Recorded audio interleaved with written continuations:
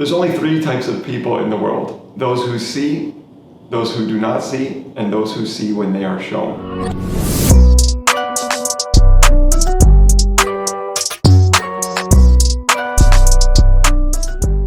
My name is Santonato, and this video is an effort to help you see so that you can be shown. Just like me, I couldn't see. I had to be shown, and now I see. This video is going to be an in-depth story of my journey throughout money, my love and hate journey through money, my learnings, my failures, my successes, my benefits, my profits, my losses and gains, and everything in between through money. One of the reasons why I'm doing this video is because it's clear that one of the greatest lessons in history is that we do not learn from history. So this video for me is kind of selfish because I'm going to document my journey of all my learnings from money, how I've made over $2 million and lost it, and I'm on my way to make my next million. And I'm not worried about when that'll happen or whether that'll happen, because I know it will. It's like riding a bike. If you've done it once, you can do it again. I'm on my way to my next $1 million, and this video is about how to become financially indestructible.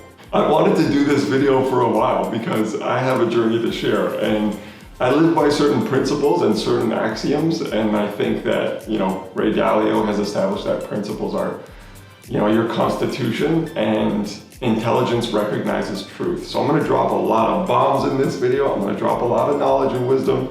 I hope you enjoy it. Sit down, grab your favorite beer or wine or coffee or tea or whatever. Take a lot of notes because there's only one cure, and that's circulation. So my intention is to circulate this energy and share this knowledge with you. There's only one disease, and that's congestion, and one cure, and that is circulation. So I'm going to share and circulate the knowledge. I was really blessed to be born into a family of parents who were bank managers. My parents met in the bank, they fell in love in the bank in the 60s in TD Bank here in Toronto, and they spent their whole lives working for the bank. And I'm the youngest of four, so I am super blessed because I received their knowledge, their lessons, and their wisdom, and all the fundamentals of finance by the time I was 18 years old. So by the time I was 18, I could speak about interest and credit cards and mortgages and rental rates in your neighborhood and city and town and stocks and everything, saving and expenses and all that. One time when I was 25, I brought a girlfriend over for lunch with my family, and it was just my parents and I and her, the four of us, and we had just an everyday regular conversation and just an everyday regular talk. And we had lunch on the patio. It was really nice. It was a beautiful day. And at the end of the lunch, my girlfriend goes to me, she goes, "What the hell was that?" And I was like, What are you talking about?" She goes, "The conversations you had." And I was scanning for something irregular and out of the norm. And I said, "Nothing was irregular about those conversations. What are you talking about?" She said, "The way you talked about money with your parents was mind-blowing." She said, "I've never heard anybody talk about money like that with such ease and relaxation and calmness and clarity." And I was like, yeah, that's just an everyday conversation. I scanned back and we talked about rental properties and mortgages and rental rates and interest rates and things like that. For her, that was a mind-blowing moment, but for me, that was just an everyday conversation with my parents. So I know that I'm fortunate, I know that I'm blessed, and doing this video, I'm going to impart a lot of that knowledge that my parents shared with me and what I've learned and executed and deviated from, and I hope you learn a lot from this video. So by the time I was 22, I had my first rental property. By the time I was 18, I'd already been starting to invest in the stock market.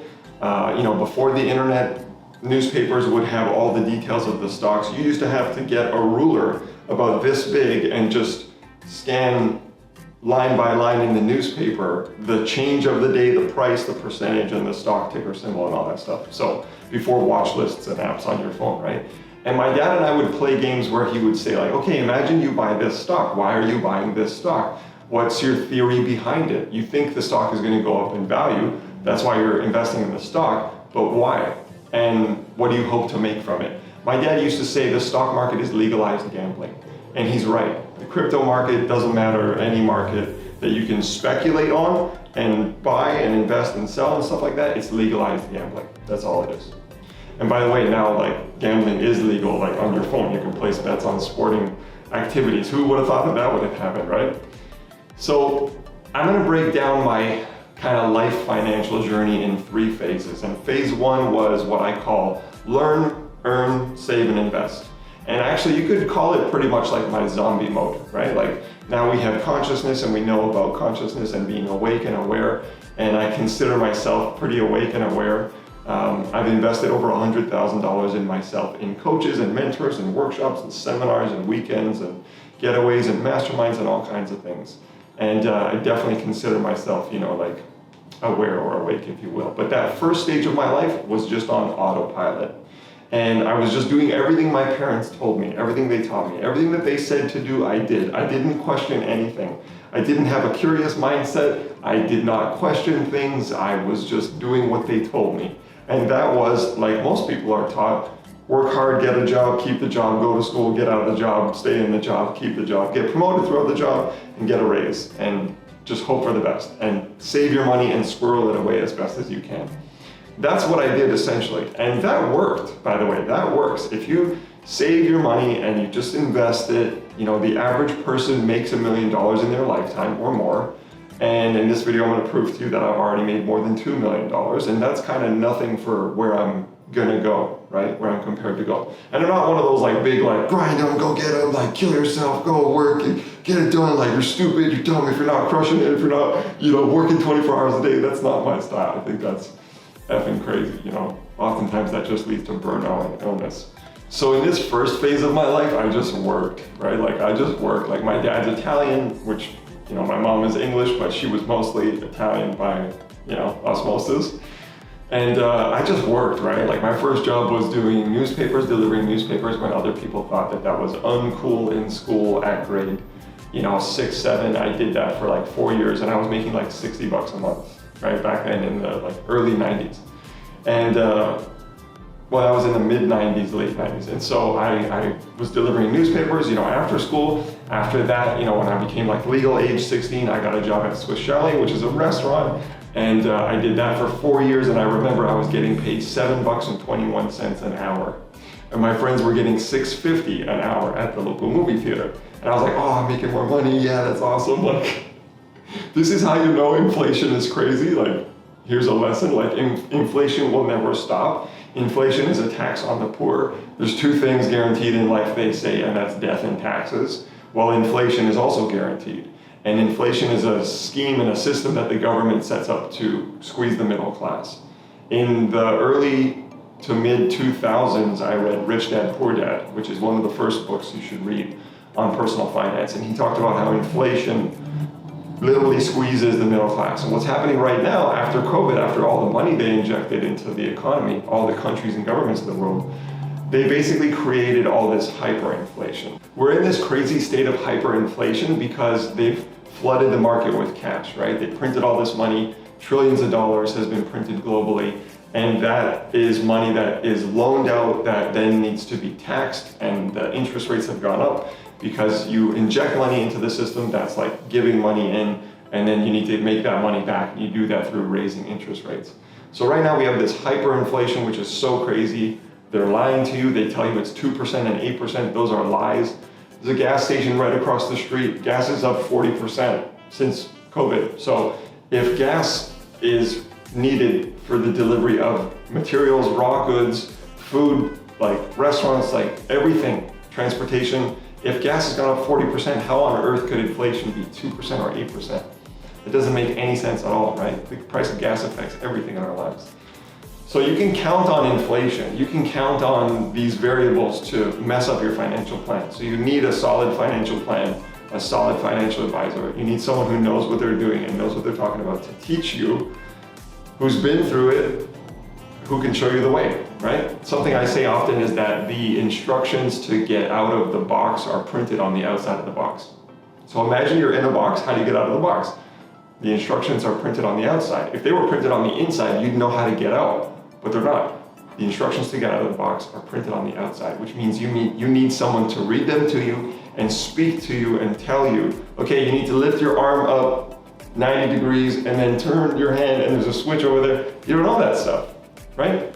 You don't know what you don't know. You need someone who knows to tell you. So I'm proud to say I am an author. I'm writing a book on how to become financially indestructible. I'm a public speaker, public educator, financial advisor, and I'm on my own journey to become financially indestructible. And I want to share that journey with you. So thanks for being here. So again, going back to inflation, $7.21, my first real job. I was thrilled about that. After that, I went to college. I thought I was going to be a police officer coming out of college. Thank goodness that did not happen. But I liked the benefits. I liked the pay. I liked the overtime. I liked helping people. I thought I'd be a cop, right? What do you know when you're 18 years old coming out of college? You don't know anything. You're supposed to decide where you're going to be and do for the rest of your life at 18. That makes no sense. That's ridiculous. If you're a parent watching this video, don't even bother telling your kids that. You learn through experimentation, right? So I ended up getting a job in security. I worked security for like 4 years. Why? Because I thought I was going to be a cop, right? That just made sense what to do. I was getting paid $10 an hour. I ended up not becoming a police officer, but I did finish college with a law enforcement diploma. Now I'm like a public speaker and a financial educator and financial advisor. look at the trajectory, look at the road map, right? Literally the road to success is like, it's like they say, it's all over the place. So I was getting paid like $10 an hour as a security guard. I graduated college. I got a really good job at local retail, like a large box retail store, making like 30 grand, okay? 30 grand annually. This is right out of college. Now that's really good money for back then, right? But still what I was doing was following my parents' basic wisdom of saving and investing. The key to financial success, no matter what, the basic tenet is spend less than you make. They say live within your means. No.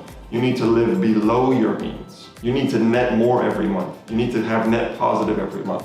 If you live within your means, that sounds like, you make $4,000, you spend $4,000 a month. You're not getting ahead at all, and you never will, because you're spending everything you make. You're leaving nothing for a rainy day, nothing for, emergencies or car repair or things that come up. And when you want to go and invest in something, you have no money to do that. So you have to live below your means. That's rule number one.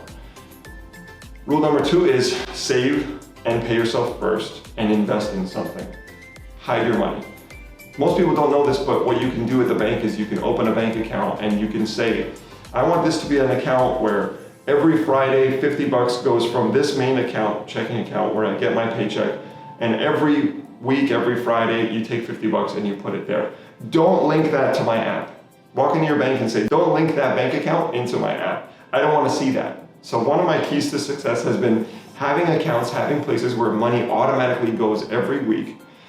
You can set it up weekly, bi-weekly, monthly, it's up to you. And do not look at that account. Have that account be your future fund, be your vacation fund, have your save up for a house fund, you know what I mean? And tell them not to show it in your app. Because if you can see it, you'll probably be tempted to use it, okay? That's a cool little trick my parents taught me. So I was doing that. After that, I had a great job working for another major large retailer. I got promoted a number of times through that company, and I was making $48,000 a year. And I was at the age of like 23, so that was an amazing amount of money. And the amazing thing about that is the company had a stock purchase plan. So when you think about this, the company had one of those stock purchase plans. Now, I always tell my clients whenever I meet them, if you have a company that will match dollar for dollar how much you put in, that's 100% rate of return. You put in $1, you put in $100, they'll put in the equivalent amount. That's 100% rate of return. There are barely any investments on planet Earth where you can get 100% rate of return.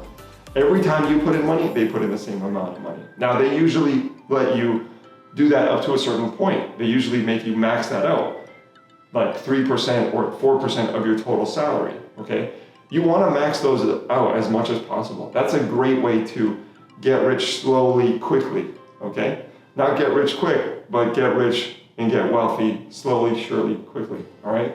AMD right now, the company that's blowing up right now, as of July 2024, at the time of shooting this video, is the company that's making all the graphics cards and graphics processing chips that is being used by all the tech companies to power all their AI. So this company, AMD right now, is blowing up and their stock price just surged a huge amount. turning their employees literally into millionaires overnight, all right? That's the power of investing in a great company. Going back to your company, if your company has one of those stock purchase plans, you want to max that out as much as possible. So I worked for a company that did two great things. They let me max up to 20% of my paycheck and put it into this stock purchasing plan. And thankfully at that age, even though I still consider myself like a zombie at that age, I maxed it out. And I remember the day I gave that form to my HR manager and she said, "You can't do that. That's too high." Those were literally her words. I was putting 20% of every paycheck into this stock purchase plan for the company. And she goes, "You can't do that. That's too high." I'm like, "Mary, I read the document. It says maximum 20%. And I showed it to her and she just like dumbfounded stopped, right? Because she wasn't doing that and maybe she'd never seen that before. But let me tell you, in the span of like just a few years with the appreciation of the stock price and my really pushing hard on that savings plan, I was able to save over $150,000. Plus, like I said, the stock appreciated, okay? So fast forward today, I'll tell you a little trick in my financial advising journey. If you look at something called the index chart, maybe we can pop it up here and show it to you on the screen. The index chart is the map, if you will, or the charting of a dollar invested from 1950 all the way up to today, and it's completed annually. So it doesn't matter if you're investing in gold or oil or the stock market in a high-risk fund or the stock market in a low-risk fund, the index chart looks like this and shows you all these ups and downs over time throughout history since like the 1950s and 1960s all the way up to today. And I could not find a 15-year period where there was not net positive. I'm going to say that again. I couldn't find a 15-year period where there was not a net positive result.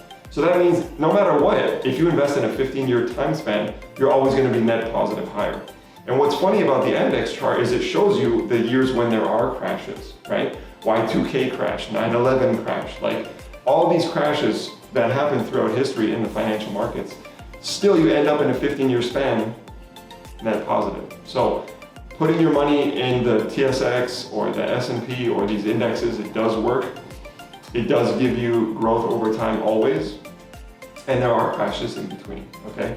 So in a short amount of time, in just 5 years, I was able to save over $150,000. Now the second thing that that company did, which was amazing, was every 6 months, they would make a lump sum purchase for all the employees. This was like a global company. Every 6 months, they would make a lump sum purchase in the company's employee's name.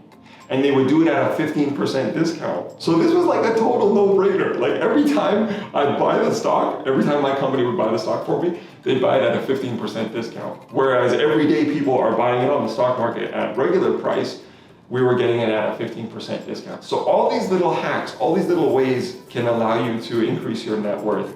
Knowledge really is power when it comes to money. Knowledge really is power. That's something I say to every client.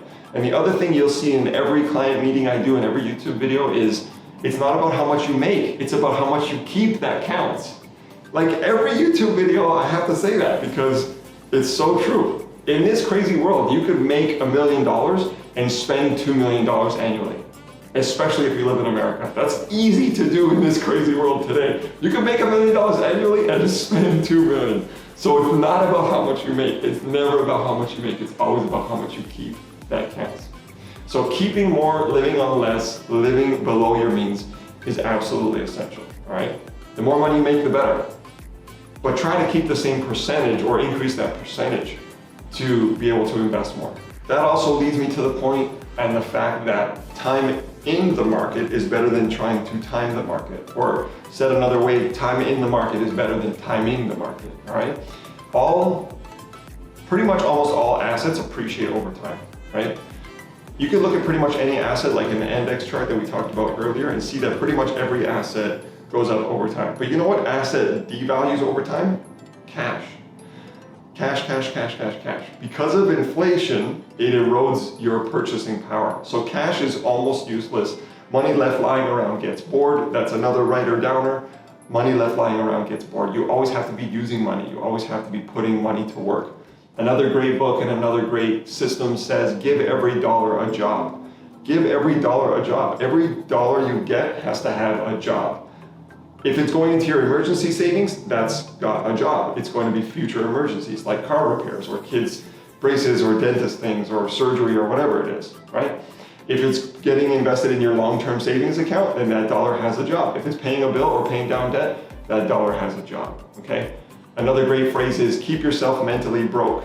Like this guy I sit next to in an office sometimes, he says, Friday payday, but it doesn't matter because it's all gone anyway.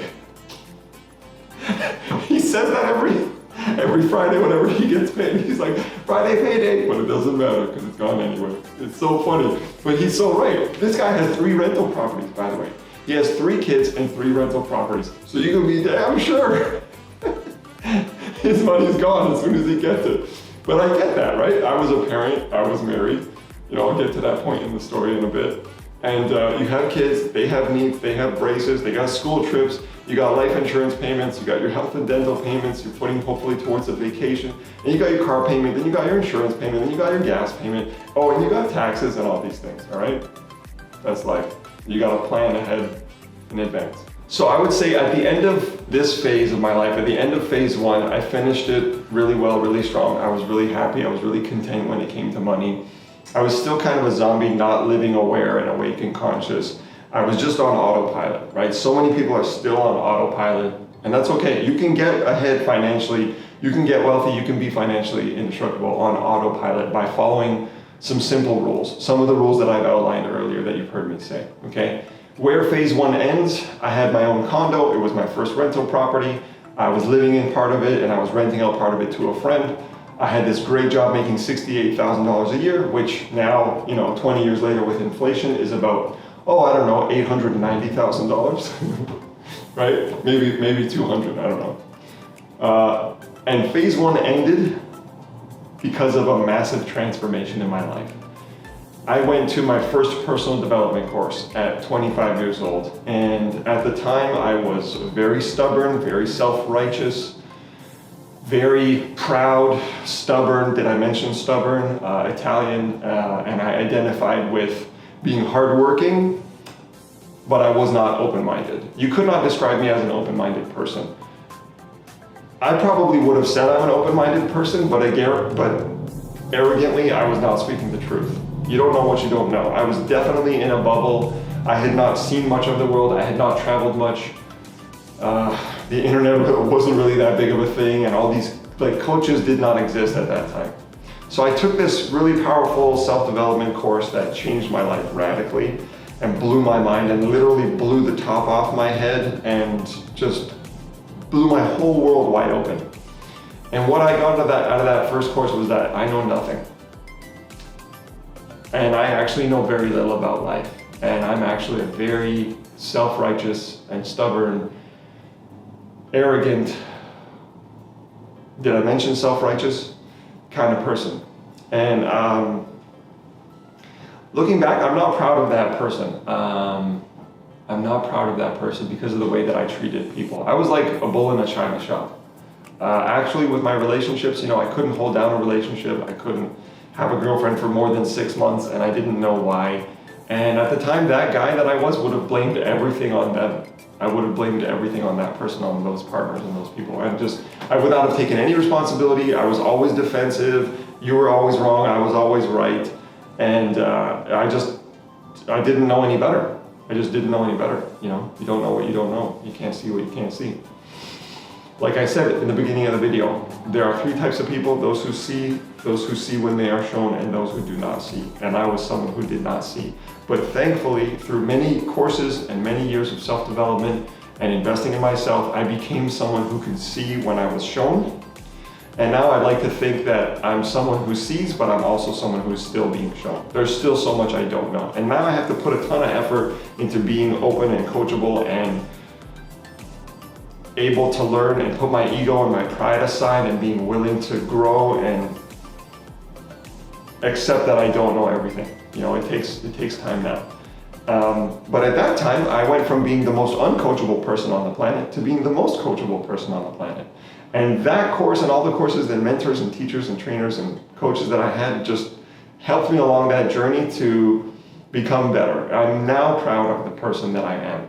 I'm proud of the individual who I've become and what I've accomplished and a lot of the great successes I've had, but a lot of the people that key to financial success, no matter what, the basic tenet is spend less than you make. They say live within your means. No. You need to live below your means. You need to net more every month. You need to have net positive every month. If you live within your means, that sounds like, you make 4,000, you spend 4,000 a month. You're not getting ahead at all, and you never will, because you're spending everything you make. You're leaving nothing for a rainy day, nothing for, emergencies or car repair or things that come up. And when you want to go and invest in something, you have no money to do that.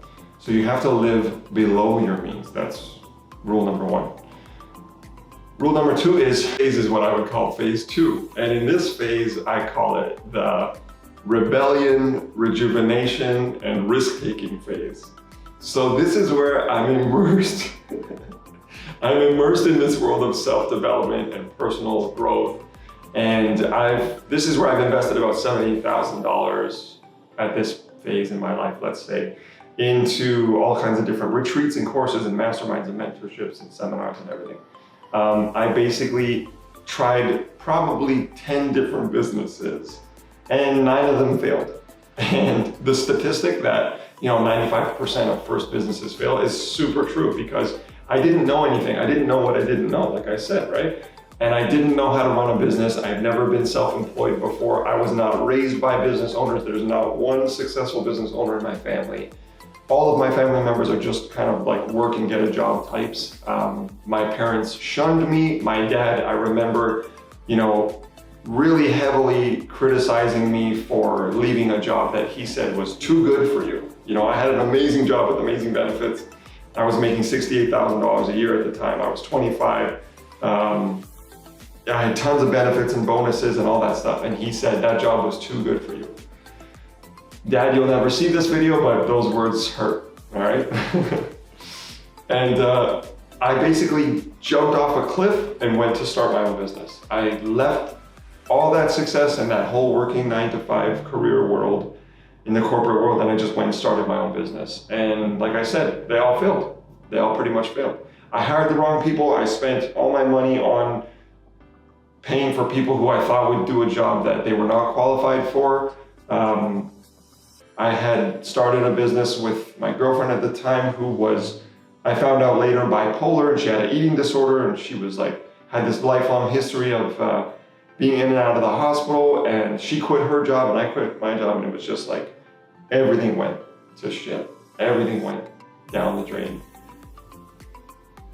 And that was a rough year. That was 2012. That was probably one of the hardest years of my life. I spent so much of that money that I had saved, and I still had the rental property, but a lot of the investments and savings that I had, I easily burned through a couple $100,000 in the span of a few years, starting different businesses, starting more than business at one time. Like, what on earth was I thinking? I'd never been a business owner before. I'd never taken any business courses. What on earth was I thinking starting all these businesses? I just wasted so much money, and it sucked. But it was, I guess, necessary for me to get to where I'm going in the story. Okay, the first thing is I was confused about sales. The first lesson I learned was that I was wrong about sales. I was confused about sales. I remember being in a course and learning that I could not sell, that I had never sold before, and that I thought that sales was bad. I remember identifying the moment where I was like 8 years old, and I accepted this false belief that my brother had told me, which was, salespeople are bad because they convince people to do things they don't want to do. And I'm 8 years old. What do I know? I just accepted that, like, okay, that's what salespeople are. I didn't know anything, right? But thankfully, through these courses and mentors that I'd hired and done, I learned that that belief makes no sense. And that is only one specific type of salesperson that, he was talking about. That's not everybody. I wouldn't have this jacket if it weren't for sales. We wouldn't have this microphone or this camera or this great place where we're shooting this great video if it weren't for sales. Sales helps people get what they want. Salespeople help people get what they want and need. And salespeople are some of the most well-paid people on the planet. Why? Because they help people get what they need and want. They're problem solvers. They bridge the gap between problem and solution. And this is like part of the reason why we exist, is to have desire. to have desires, to be human. And salespeople help people get what they want and need. They fill the gap of desire.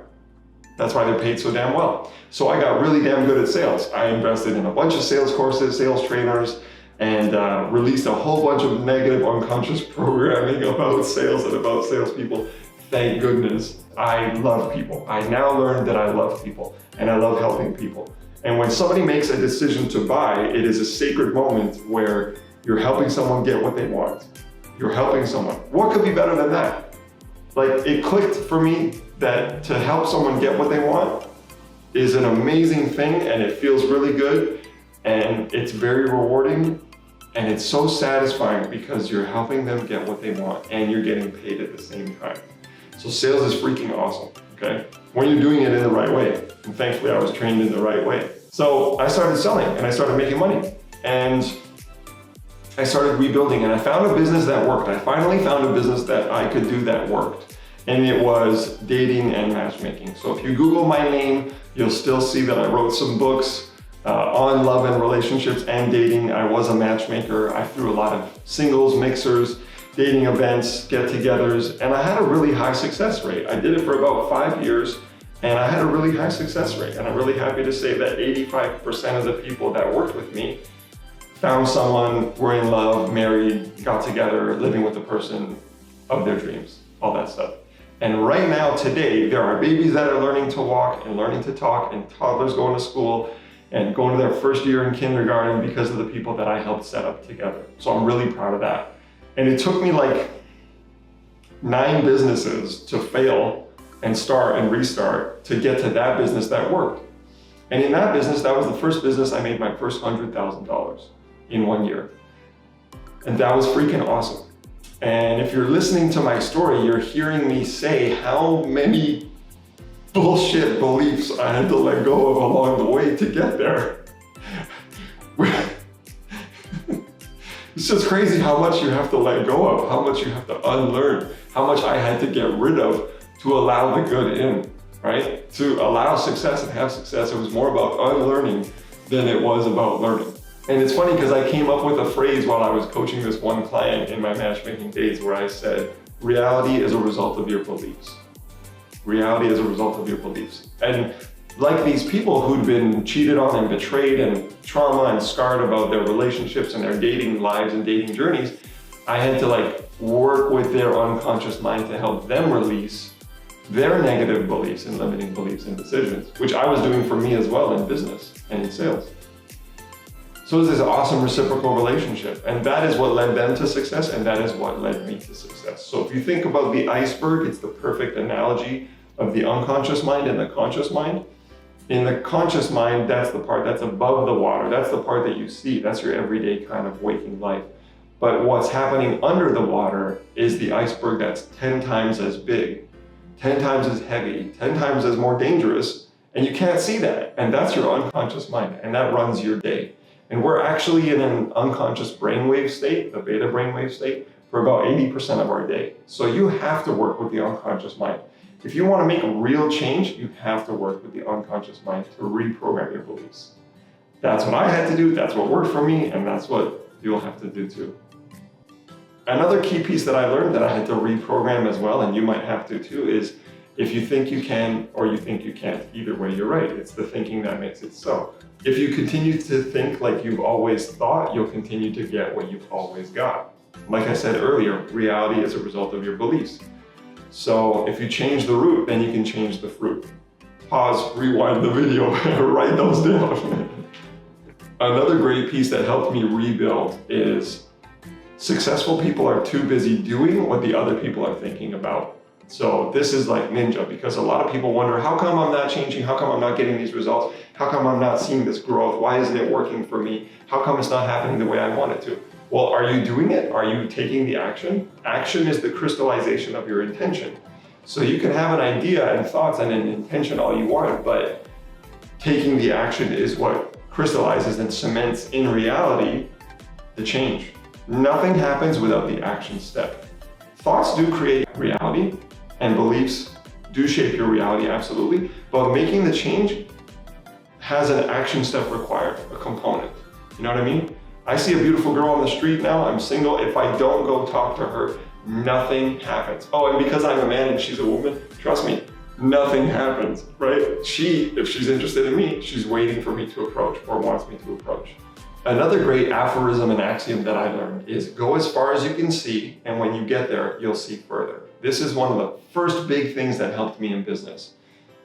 I often got overwhelmed, and you probably are in the same boat. You probably get overwhelmed when you think about how much there is to do, how much you have to do, and how many steps are required for you to get to your goal. Well, by just getting to the ones that you can see and just doing what you can see, when you get there, more will open up. More will actually open up. So if you go as far as you can see, when you get there, you'll see further. That is gold that helped me. And another one is, if the only tool you have is a hammer, then every problem is a nail. And not every problem is a nail. So if the only tool you have is just one hammer, you're gonna approach every problem the same way, and you're gonna use the same tool on the same problem. You think it's the same problem, but it's not. There are different problems and different ways to approach the scenario, 1,000 different ways for you to get 1,000 different results. But if every time you see a problem, all you use is that same tactic, that same tool, then every problem is a nail. And then you're just a dumb hammer. You don't want to be a dumb hammer. I don't want to be a dumb hammer. You want to be like a multi-tool. You know, this tool will work better for this problem. And if I use it this way, or if I do that, come at it from that angle, then you'll have more success, more chances for success. So in this phase, I dibbled and dabbled a lot. I actually met my wife by doing my matchmaking business. She came to me and she was like checking off every box that I had, and I was checking off every box that she had, and I basically took her and stole her for myself and turned her into my girlfriend, and then we got married. In this phase of my life, this is where phase 2 ends, where I abandoned my matchmaking and relationship coaching business. That was successful, but along with her came 3 kids. And she had 3 kids, and I faced the decision, do I want to be a stepdad? Do I want to marry this person? Do I want to create this family and enter this family and create this as my legacy? And can I love them that much? Can my heart be that big that I have to love not just one person, but 4 people? And we became a family of 5. And that's where phase 2 ends. All right, so this is phase 3, what I'm calling phase 3 of my life. And this is the grow up, get serious, and get rich phase. It doesn't matter where you are in your journey. Everybody's journey is different, trust me. I'm 39 right now at the time of recording this video. I'll be 40 next year, and I still have so much of life to go that I'm not worried, and thankfully, I'm not upset, whatever happens. You know, I've already started, as you know, 10 businesses, more, and invested in every different kind of asset class. I've already made $1 million. By the way, the average person makes $1 million in their lifetime. Automatically, you know what? $50,000 a year, let's say, times 20 years is $1 million. So congratulations if you've worked a job for 20 years, and that could be 20 to 40 or 30 to 50, you're gonna make $1 million. Congratulations. How much of that are you gonna keep, right? That's the question. It's not how much you make, it's what you keep that counts. So in this phase of my life, it was more about keeping and investing and unlearning and relearning and applying everything that I've learned. So I decide and I choose the woman of my life. I thought, you know, the woman that we would ride off into the sunset together. We get married, we move in together. I sell my condo. I sell it at a large profit. I bought the condo in 2007 and I sold it in 2016, and it more than doubled. Okay, so there's a key for you is my real estate purchase in the GTA in the Greater Toronto area doubled in price in the span of just under 10 years, okay? And what's crazy is right after that, the subway line went into where the condo was by the university there at York University, and the subway line, once it was finished and everything, the condo price doubled again after that within like 3 years, okay? So in hindsight, I probably never should have sold that condo. And one of the great lessons I learned from a real estate investor is a good cash flowing asset never need be sold. Remember the whole golden goose thing? Your golden goose, that's yours. It can lay you many eggs. The theory of the golden goose is When you have it, you preserve it, you keep it, you protect it, because it can lay many eggs and feed you for life, okay? So a good cash flowing asset never need be sold. My mistake, I sold the condo, put that money into the family. The kids needed braces. The kids were not doing any extracurricular activities. The kids had no like education savings fund for their education. They were like in their kind of preteen years. Like I said, they all needed braces, and braces are expensive for some reason in Toronto. And they also had, like no savings fund for them, right? My parents had money. They helped me buy my first condo through a savings fund that they set up for me, okay? So the sooner you start investing, the better. I wanted to start these kids with investments. I started buying them insurance plans. I started buying savings and investment plans for them. My wife was not working as well. She was kind of helping me in the business, but also just doing her own thing, starting different businesses and things like that, and exploring different ways that she could make money, because now I learned through all this self-development that anything is possible. And life is yours for the taking. And if you want something, you can have it. If you can dream it, you can have it. If you can see it in your mind, you can hold it in your hands. You just need to go out and work for it. So that's what my wife was doing. We did get married and all that stuff. And at that time, I left the matchmaking business and I wanted to become a financial advisor. So why on earth would I go from matchmaking, where I was having success, to being a financial advisor? And the answer is very simple. I was in a work once, get paid once business model, okay? There are many different kinds of business models out there, and I wanted to get into a business model that was work once, get paid multiple times. So when you learn about the value of your time, once you spend it, you'll never get it back. You learn that it's better to replicate yourself. It's better to have passive income. It's better to have multiple sources of income. It's better to have different ways of getting paid for working the same amount of time once. So I had learned about this opportunity through an insurance and investment company as a financial advisor. I had already done sales. I'd already done coaching, which a lot of financial advising kind of is like coaching. And I'd also learned that these kids meant more money, right? 3 kids, we're now a family of 5. I went from just taking care of myself to having to take care of 5 people. So I needed to make more money. I wanted to make a lot of money. I needed to make money ongoing. And these kids also needed my time and care and attention as well, because their father had died. So my ex was widowed before I met her, right? Her kids needed a father. So I knew I needed to be there for them. A big impetus for me to become a financial advisor was so that I could make money while I slept, so that I didn't have to work so hard, so that I could be with the kids, right? If you're a parent, your kids need you. They need your time. That's the biggest thing they need, your love and energy and attention and care. That's the biggest thing that they need. And I learned that. So I became a financial advisor, coupling everything that I learned, plus my parents' background in money and finance and all the things that they taught me. The more that I learned about being a financial advisor, the more that I learned that the everyday person does not have a financial education, and they will never get a financial education. I really thought about this. They'll never get a financial education in school or from their family or their community center or their religion or just their community environment. Most people don't know about money, which means the cycle is going to continue. Parents are not going to teach their kids. And I know that I got a huge gift, right? Coming full circle, my parents taught me everything about money at a young age.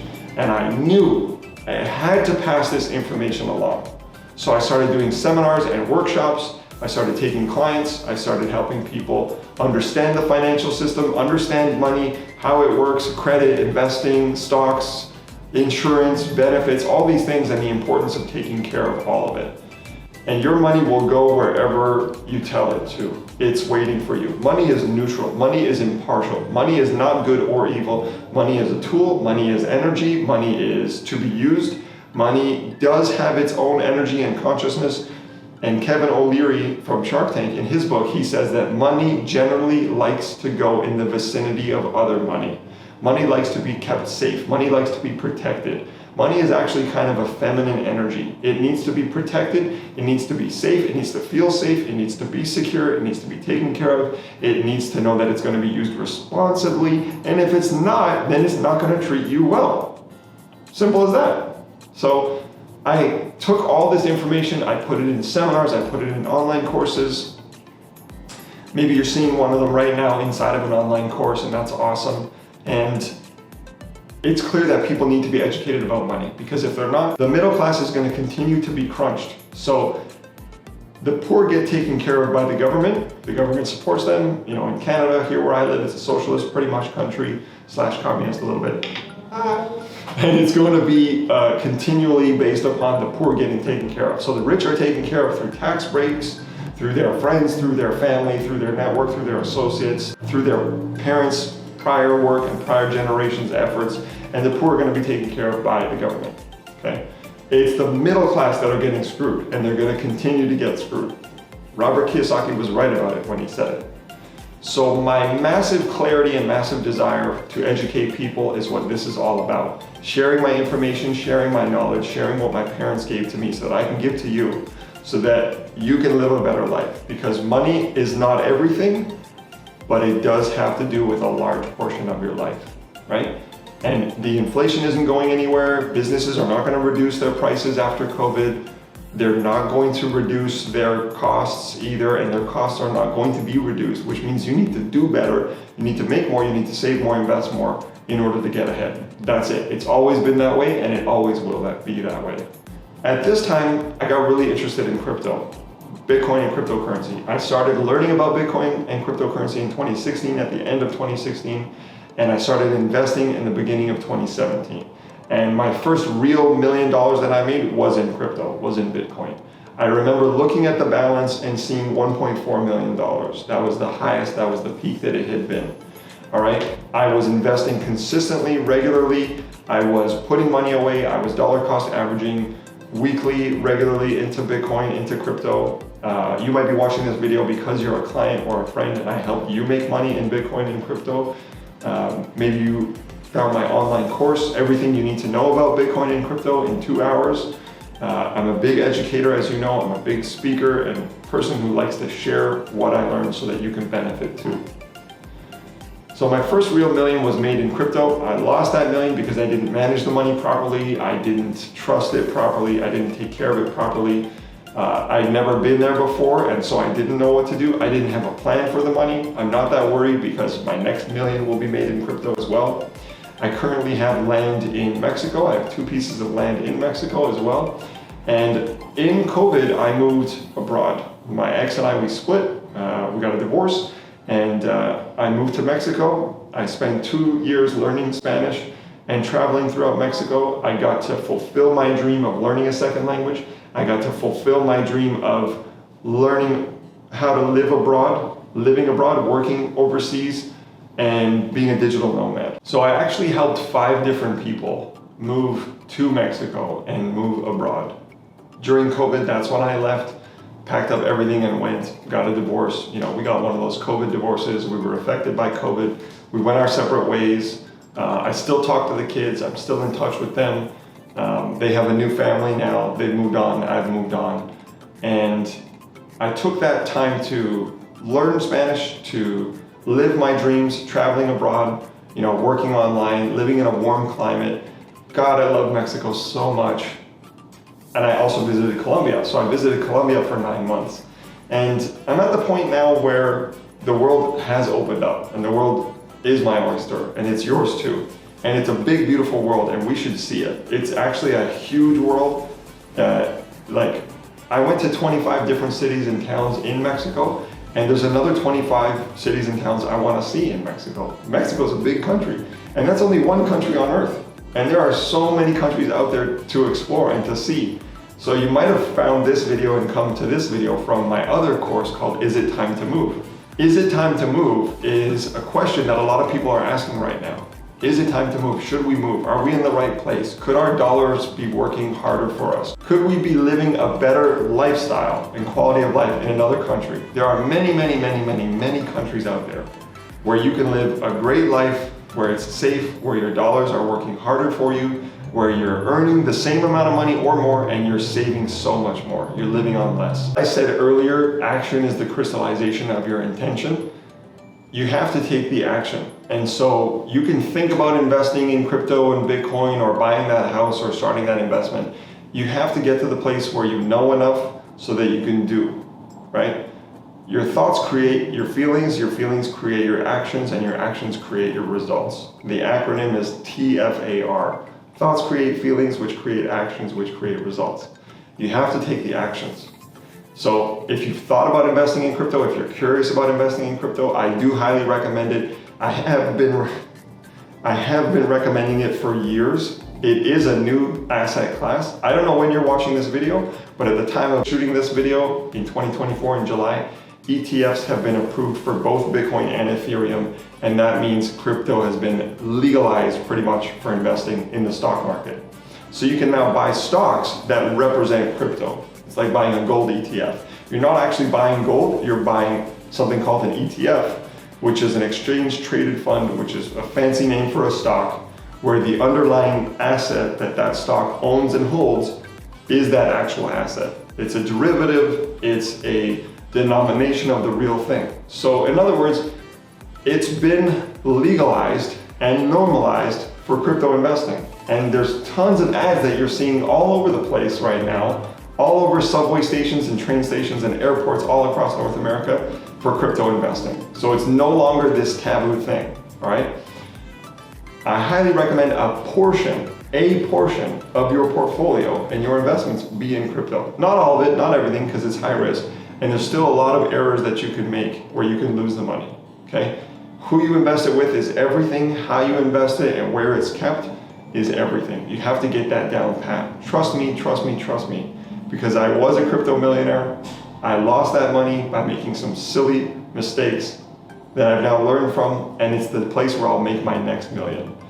I've got enough life experience and enough life lessons and enough money that I've saved, invested, earned, and wasted to know how to do it right. Now I'm on my journey to become financially indestructible. So I want to thank you so much for watching this video. This is a part of the series on how to become financially indestructible. If I can do it, you can do it, and you can do it. It can be done. Other people have done it, which means we can do it too. So let's go.